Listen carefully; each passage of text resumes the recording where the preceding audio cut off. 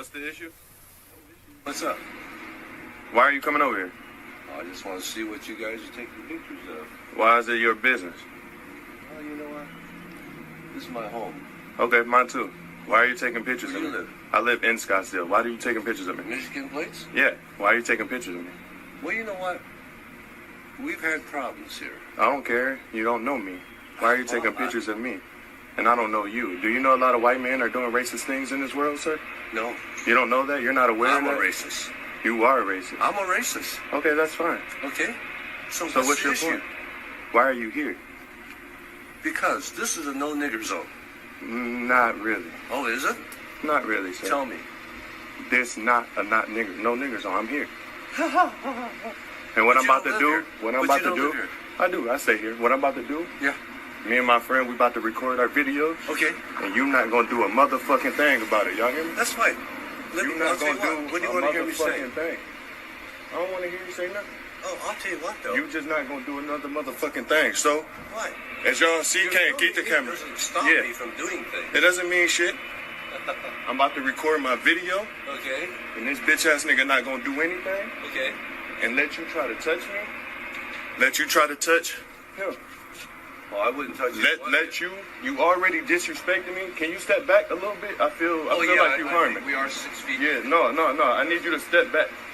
So, don't listen to what I'm saying. Okay. I'm gonna lay your bitch ass down. That's okay. It's okay. I'm gonna lay you down. I'm gonna lay you down. You are? Yeah. So, You ain't. just stay where you at. You ain't man enough. It's okay. You don't gotta think I'm man enough, my baby. Yeah, just keep it walking. And it's gonna be like that today, y'all. I hope y'all seen all of that. I am a famous YouTuber. This is actually his establishment. So anybody, y'all all know I just moved to Arizona, and this is his friend as well. So anybody that come to this establishment, y'all know what it is. Y'all know exactly what his establishment is, and y'all know where he works. And it's okay. Hey, we got money, and we doing well. He mad. So, we gonna handle it like that. You saw he walked away, because I got something for him and this man. But Kane, pick up your camera. We about to get this in.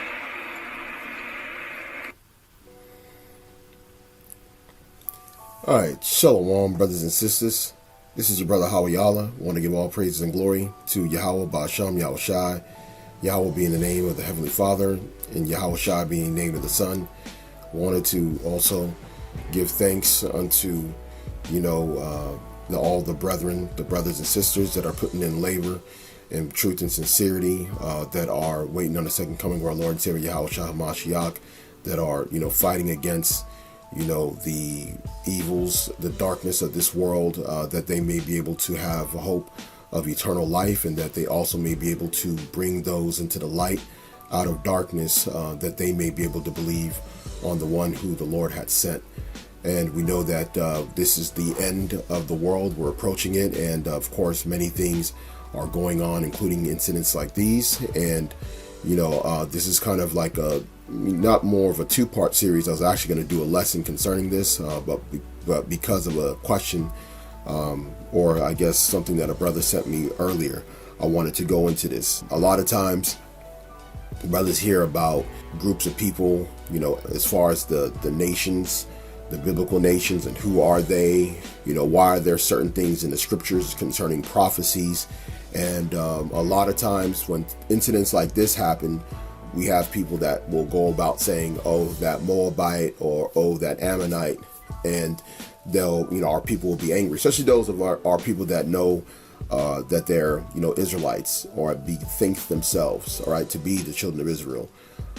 So what I'm going to do, we're going to go into just a few scriptures, and I guess a few, documents as well, to go into who Ammon and Moab is. And I'm going to go ahead and show you first, one of the pictures that the brother sent me. And this is basically what the brother saw, I guess, from Instagram. And this is the old, places back in the ancient world, thousands of years ago. This is where the children of Edom were, okay, the children of Moab and the children of Ammon.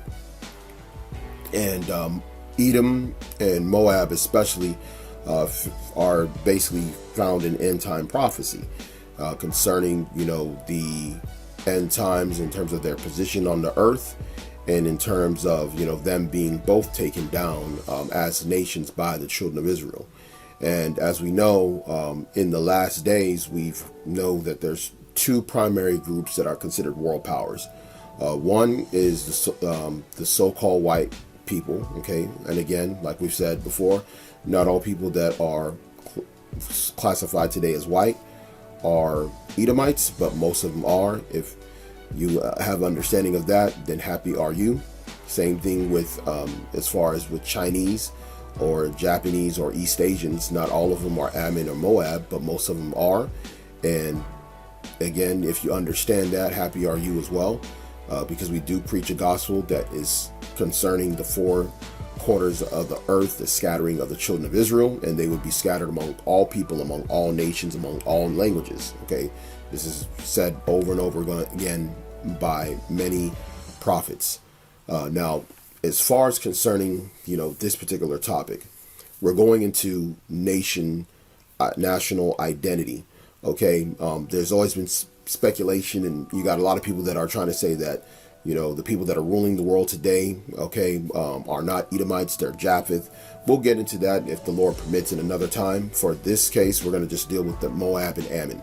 Okay, so what I stated to, what we stated before to other people, and what other, people in other camps have said, is that Edom, Moab, and Ammon are not currently in the land of what was formerly known as Canaan, or in the Middle East, okay? At least in those particular areas. For example, in today, the land of Edom, there's Arabs there, okay? There's Arab peoples that have moved into that territory as Edomites left. Same thing with Moab and Ammon, okay? So for this case, we're going to do what Moab and Ammon in their prophecy, okay? And we're going to probably go, if time permits, I'll break this down even further. But I think that this particular lesson, I think that this will be eye-opening to a lot of brothers out there that are watching and wanting to know, because, you're being thrown with a lot of stuff, and brothers start asking a lot of questions and want to know this and that. And you got a lot of guys out there that are in Israel trying to disprove the table of nations that is out there. And they don't understand that a lot of guys have done a lot of studying over the years, over the decades, to getting an understanding of who the peoples are. Some of them they don't have, they hadn't been able to break down further on, and that's something that other men will labor on to do. Okay, and that's how it's always been among the men of Israel who were seeking after the knowledge, wisdom, and understanding of the scriptures, and were occupied in prophecy. And when you're occupied in prophecy, you have to deal with nations. Okay. You always have to deal with nations. It's impossible to say you're dealing with prophecy and you're not dealing with nations at the same time. So we're going to go ahead and start at Ezekiel chapter 25 and verse 8. Thus saith Yahweh, because that Moab and Seir do say, behold, the house of Judah is like unto the heathen. Okay, now Moab and Seir is talking about, Moab, which would be primarily the modern day Chinese. Okay, not all of them are Moabites. You have to go into, deep history and people that have moved over there over time, and then people who've moved over there in modern times since their economic boom. So you just have to have that understanding as well.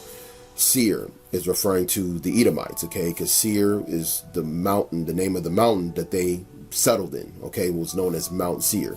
So this would be the modern day so-called white man, the same people that control, the European Union, NATO, the United States as we know as Babylon the Great, the same people that have conquered the four corners of the earth over the last 500 years. Okay, that goes without saying. You can prove that historically that that's literally what they did. Now, going into verse 9, therefore, behold, I will open the side of Moab from the cities, and from his cities which are in his frontiers, the glory of the country, Beth Heshimoth, Baal Maon, and Kirathaim. And then it goes into the Ammonites, unto the men of the east with the Ammonites. So this is all, if you look at this is all one sentence. Now, the judgment in 9 and 10 are specifically referring to Ammon and Moab, okay, meaning they will be taking towards the east. And that's basically what happened over time. They were taken eastward. Okay, we'll go into some of the proofings of that if the Lord wills in a future lesson. I'll try and go into the proofings that they indeed went eastward based on some aspects of their culture and what they inherited through their journey towards what is now known as China, and then later, or the East Asian countries, and then also Japan as well. Okay, so when you go into this, it tells you that the Most High laid a judgment that they will be taken eastward. So they were removed out of the land of Ammon and Moab, okay, because of how they of their hatred towards Judah, okay. And if you look at the map, they would have been had a proximity towards Judah in terms of the tribes. Of course, they also battled with some of the northern kingdom tribes as well, as you read through the scriptures.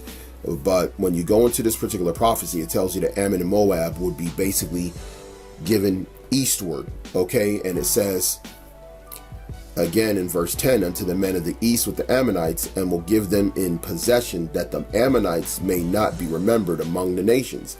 Okay, and I will execute judgments upon Moab, and they shall know that I am Yahweh. Now, when you go into Ammon alone, how were they removed out of remembrance among the nations? Okay, they were removed out of remembrance because the Most High had them go so far east that they even had their own island separated from the rest of the world. If you look up Japan, Japan was the foremost isolationist country on the planet leading into the 20th century. It caused them to not be a people that was known amongst other people. They didn't even trade with outsiders, okay, for an extended period of time. That's how closed off and isolationist that they were. They were removed from a remembrance of the other nations, whereas Moab, they had what was called the Silk Roads, okay, that extended all the way to Europe, okay, as far as trading. Okay, so they did not get that particular judgment to be forgotten among the nations. Now, as far as in these particular times, we know that most people don't believe in biblical nations. Even Christians don't believe in biblical nations. Okay, they believe that all these ancient peoples disappeared off the earth, they don't exist, or they're just the Arabs that are in that land, which is one of the fallacies that is being told to brothers out there by unlearned men.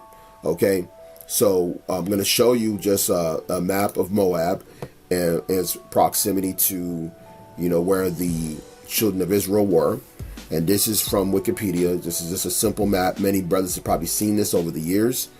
Okay, I've even put it up in other lessons before. This is Moab. Okay, this is Edom, just like you saw on that other map. And this is Ammon.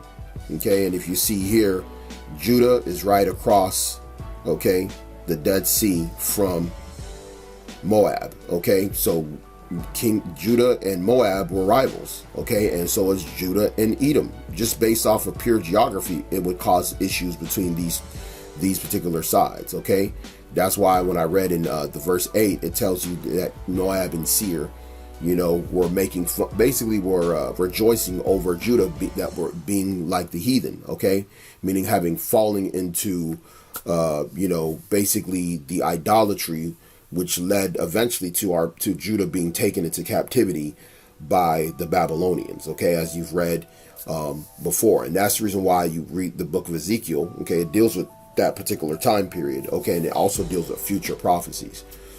So in addition to that, as we go on, we're going to go ahead and look at Ammon just so you can see the same thing. This is Ammon, okay, the children of Ammon, or also known as the Ammonites. Okay, and a lot of the historians, modern day historians, when they go into these particular nations, you're not going to get much information.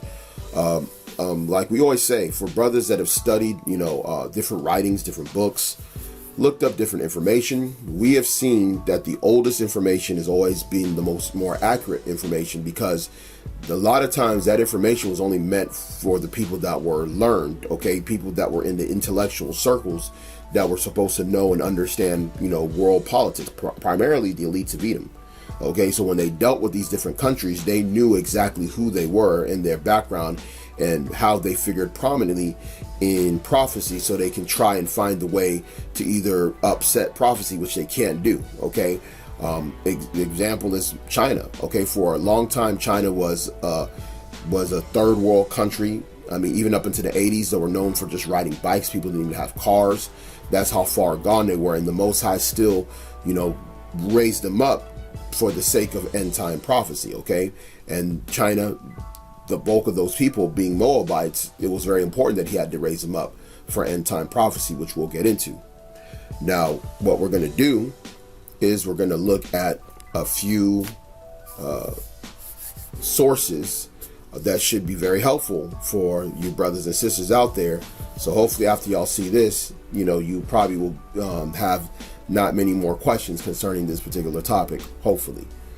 Now, this is from the Destiny's Quarterly. Okay, this is from the volume 38, 1967. I'm going to read this particular one, and this is one of these Destiny's Quarterlies is something that, a lot of learned men read. You had to subscribe to these type of issues via mail, and it was usually people in intellectual circles that would get these particular things. Okay, this is not something that your pork chop eating pastor, minister who doesn't know the scriptures is going to go into. Okay, they're just going to tell you everybody's a Gentile, and the people that's in the land that went into the land in 1948, they're the real children of Israel, and they're going to move from there. This is for learned men that got access to these type of things.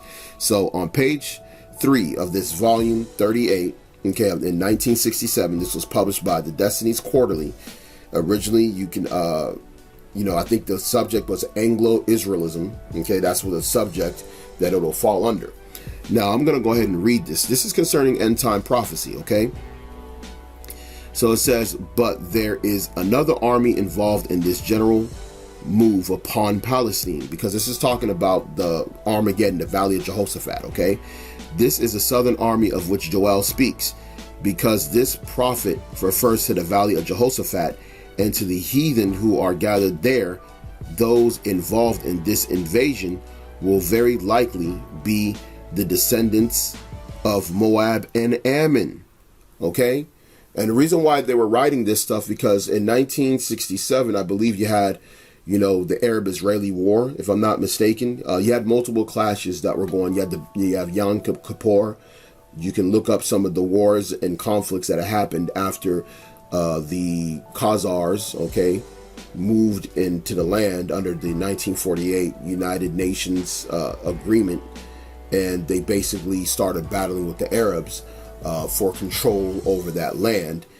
And they're going in, so some of these people were going into end time prophecy trying to understand what was going to happen, because they didn't know whether or not it was going to happen at that particular time.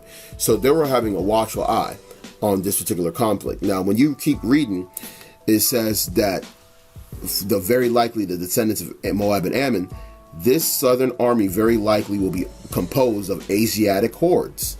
Okay, so who are the Asiatic or Eastern people? Okay, the same people that, we were talking about, the Japanese and the Chinese, or the East Asian peoples. Okay, now not all East Asian peoples fall under the category of Ammon and Moab, but that is the prominent forces, or as far as biblical nations, that have hegemony over those particular areas. Okay, so what we're going to do, we're going to move on to even heavier information. This is another one from Destiny's Quarterly. This is from the 1963 issue. This is volume 34, page 7. I'm going to go ahead and read it.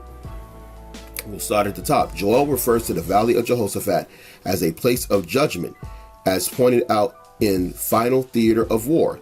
It is significant that it was Moab and Ammon, the ancestors of China and Japan. Okay? So the ancestors of China and Japan, okay, go back to Ammon and Moab, okay? And that's how they write it correctly. Moab, because you do it respectfully. You say it's Moab, China, Ammon, Japan. That's how it works. And if you know English Lit, that's exactly how you'll match it. If you don't believe that, well, when we get to the next one, then you're going to see that that's exactly who it's talking about. Now it says, who came against Jehoshaphat to battle. Today the descendants are the peoples of the two great heathen countries, both of which will evidently be, and I can't read the rest because this particular book is hard, or volume is hard to get. Okay, I'm pretty sure there's a way that I could probably download it to read the rest, but the case was to first of all just identify the nations. Okay, and you see here that it's identified in this particular writing, which many people do not know about. Now on to the next one. This is from the same one. I believe it's from Destiny's Quarterly. It's called A Journal of American Life and Destiny. That is the name of this particular book. And this is from 1943. It's actually not a book, but it's more of like a Reader's Digest issue that they were sending out. So this one right here, we'll just go ahead and read at the top of the paragraph. It says, as described in the verse preceding the statement regarding Egypt, the prophet tells us that Edom, okay, Turkey.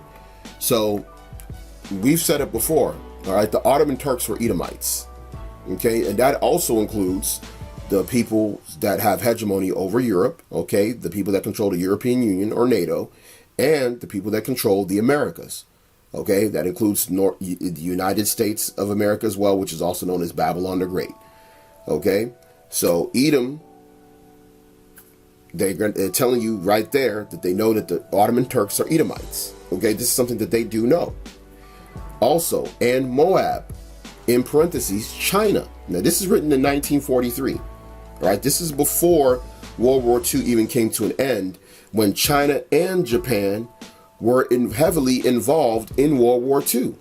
So these people already understand, even back then, these people that have compiled this information, kept it secret from the public, they understood who these people were biblically.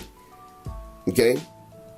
And there's more evidence of the fact that these are these same people. I'm just giving you just a little bit, just showing you via documentation that the Chinese are Moabites and the Japanese are Ammonites. And it says, will be in the conflict against his people. And we're going to get that, okay? We're going to get that prophecy. While Ammon, Japan will have already been brought into subjection before the troubles came upon Egypt. Of the Japanese, the prophet states that they will have become subject to Israel.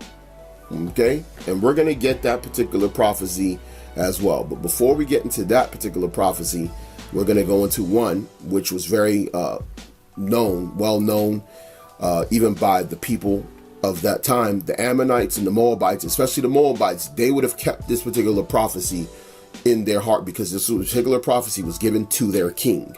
Okay, now their king, just to give you a brief overview, I advise you, if you want to read more about it, go back to Numbers chapter 22, read chapter 22 and 23, and then read 24 to get the full gist of what we're talking about. But I'm going to just go ahead and give you a quick preface of what I'm about to read.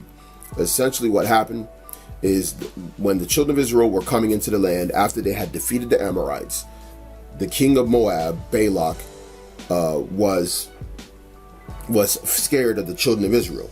So what he did is he went and got the elders of the Midianites to come together, and they were going to try and put a curse upon the children of Israel. Okay? And in that, a man by the name of Balaam, who was a sorcerer of that particular time, I believe he would have been of the Midianites, because he was counsel. I guess the counsel came from the elders of Midian, and he was told to go and do this particular curse upon the children of Israel, which when he tried to do it, the Most High reversed it and turned it into a blessing. And the Most High showed him in a vision what was going to happen to the Moabites, which is Balak, the king of Moab's people, in the latter days. So I'm going to go ahead and read it, and you're going to see what this is talking about as the particular prophecies that are written in these particular Reader's Digest journals that we read from the 3 different sources. Okay, so as we start at verse 14, Numbers chapter 24 and verse 14. And now behold, I go unto my people. Come therefore, and I will advise thee what this people shall do to thy people in the latter days. Now remember this. We're going to go back to this map, okay? Because this is Balaam. This is Balaam talking to Balak, the Moabite, about what's going to happen to the Moabites in the last days. Now we're going to go back to this map just for the sake of discussion. Now, if people really believe that people that live in this landmass today, would be a threat to the children of Israel or to world domination, you would sorely be mistaken. So this is one of the reasons why you got to, when some of these people come up with information and try and misconstrue who people really are in prophecy, and they're trying to tell you that a people that only occupy this space would be a threat to, world domination, or a threat to world domination of the children of Israel, the elect that the Most High is going to raise up to take over the earth, right? Beginning with Yahawashi HaMashiach and King David and the 144,000. That doesn't make any sense. This is the reason why we have to deal with end time prophecy when it comes to, nations, okay, and events that will occur. And we have to make sense of these things, all right? So as we go on, we're going to go ahead and go down to verse 15. And he took up his parable and said, Balaam, the son of Beor, had said, and the man whose eyes are open had said, he had said, which heard the words of God and knew the knowledge of the Most High, which saw the vision of the Almighty, falling into a trance, but having his eyes opened. I shall see him, but not now. I shall behold him, but not nigh. There shall come a star out of Jacob, and a scepter shall rise out of Israel, and shall smite the corners of Moab, and destroy all the children of Sheth. The star out of Jacob that was going to get the scepter is talking about Yahawashi. This is an end time prophecy that was told as we were going into the land. Okay, so this is a thousands of year old prophecy that we're reading right here that will occur in the last days. And why would he need to smite the corners of Moab? The corners of Moab is just that small land, massive, or a small people that if you go to that particular area, those people are getting their butts whooped by the Israelis. They're like a no factor. The Jordanians, or the people that are in that land and that occupy that particular space, they don't even have as much power as other Arab states, so to speak. So it doesn't make any sense for them to be the last day the Moabites in the last days, okay?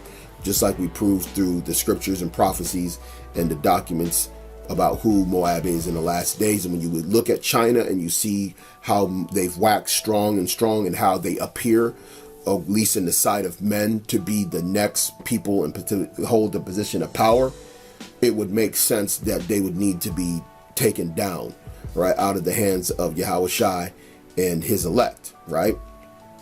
And going on to verse 18, we're just going to continue reading on down. It says, and Edom shall be a possession.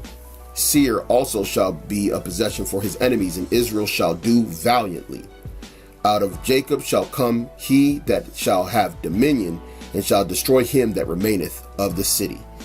Okay, so as we know, this is an end time prophecy. Edom will also have to go down along with Moab. Okay, that links back up to how they look down upon the kingdom of Judah over in Ezekiel, the 25th chapter, primarily when we fell during the time of the Babylonian captivity, and then all the other atrocities that happened after that, even up until this day. As you saw in the video, you saw what we would perceive to be a Moabite, okay? And he showed his hatred towards a brother who was just minding his own business. And you see how he has this pride and ego that he's somehow special above us, okay? And this is the reason why these Moabites have to be taken down. Now, again, don't want brothers going out there, yelling at anybody that looks so-called Chinese, and, if at all possible, be at peace with all men. Understand that our people have been scattered among all nations. If you don't believe that, you shouldn't be preaching the scriptures. You just need to sit down and listen and learn until you have proper understanding. Then you can go out and start preaching to the lost sheep of the house of Israel, and do it with faith and not with, carnality, so to speak. Now, what we're going to do, we're going to go ahead and finish it off with Isaiah 11. This is Isaiah chapter 11, verse 11. And it shall come to pass in that day that the Lord shall set his hand again the second time to recover the remnant of his people, which shall be left from Assyria and from Egypt and from Pathros and from Cush and from Elam and from Shinar and from Hamath and from the islands of the sea. And he shall set up an ensign for the nations, and shall assemble the outcasts of Israel, and gather them together, the dispersed of Judah, from the four corners of the earth. The envy also of Ephraim shall depart, and the adversaries of Judah shall be cut off. Ephraim shall not envy Judah, and Judah shall not vex Ephraim. But they shall fly upon the shoulders of the Philistines towards the west. They shall spoil them of the east together, and they shall lay their hand upon Edom and Moab, and the children of Ammon shall obey them. So that's end time prophecy. Now you understand the story that the Most High set from the beginning in his perfect majesty and work that he's set a long time ago, as he's spoken by the mouth of his prophets about what is going to go on in the last days, and how Edom and Moab shall be taken down, all right, by Yahawashi and his elect in the last days, and Ammon shall obey. So hopefully this is edifying. And again, I want to give all praises and glory to Yahweh Ba'ashem, Yahawashi. Peace, mercy, and blessings be abound to the hopeful elect scattered throughout the four corners of the earth. Shalom.